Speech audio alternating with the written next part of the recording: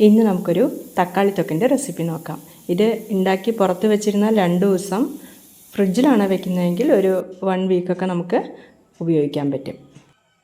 പാനിലേക്ക് 1/4 cup vegetable oil ഒഴിച്ച് കൊടുത്ത് 1 ടീസ്പൂൺ കടുകിട്ട് പൊട്ടിയതിലേക്ക് 1/2 ടീസ്പൂൺ ജീരകം, 1/2 ടീസ്പൂൺ പെരിഞ്ജീരകം അത് ചേർത്ത് കൊടുത്തതിന് ശേഷം ഒന്ന് മൂത്ത് വന്നാൽ മീഡിയം സൈസിലുള്ള 3 സവാള ചെറുതായി അരിഞ്ഞത് അതിട്ട് കൊടുത്ത് 1 ടീസ്പൂൺ ഉപ്പ് കൂടി അതിലേക്ക് ചേർത്ത് കൊടുത്ത് കുറഞ്ഞ തീയിൽ തന്നെ ഒരു 6-7 മിനിറ്റ് ഒന്ന് മൊരിയിച്ചെടുക്കുമ്പോഴേക്കും ഇതുപോലെ ആയിട്ടുണ്ടാവും. അതിലേക്ക് 2 പച്ചമുളക് ചെറുതായി അരിഞ്ഞത്, 1 ടേബിൾ സ്പൂൺ ഇഞ്ചി വെളുത്തുള്ളി പേസ്റ്റ് അതുകൂടി ചേർത്ത് എല്ലാം കൂടി നന്നായി ഒന്ന് കുറഞ്ഞ തീയിൽ തന്നെ 3-4 മിനിറ്റ് നേരത്തേക്ക് ഇളക്കി യോജിപ്പിച്ചെടുക്കുക.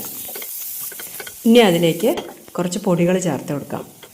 1 ടേബിൾ സ്പൂൺ മുളക് പൊടി, 1 ടേബിൾ സ്പൂൺ മല്ലിപ്പൊടി, 1 ടേബിൾ സ്പൂൺ കാശ്മീരി മുളക് പൊടി, 1/2 ടീസ്പൂൺ മഞ്ഞൾപ്പൊടി.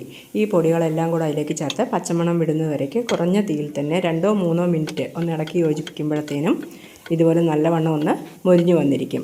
അതിലേക്ക് 10 വലിയ തക്കാളി ചെറുതായി അരിഞ്ഞത് അത് അതിലേക്ക് ഇട്ട് കൊടുത്തതിന് ശേഷം എല്ലാം കൂടി നന്നായി ഒന്ന് ഇളക്കി യോജിപ്പിച്ച് കുറഞ്ഞ തീയിൽ തന്നെ ഒരു 10-15 മിനിറ്റ് ഇടയ്ക്കൊന്ന് വഴറ്റി കൊടുക്കുക. ഇങ്ങനെ ചെയ്തെടുത്തു കഴിഞ്ഞാൽ നല്ലൊരു തക്കാളി തൊക്ക് റെഡി.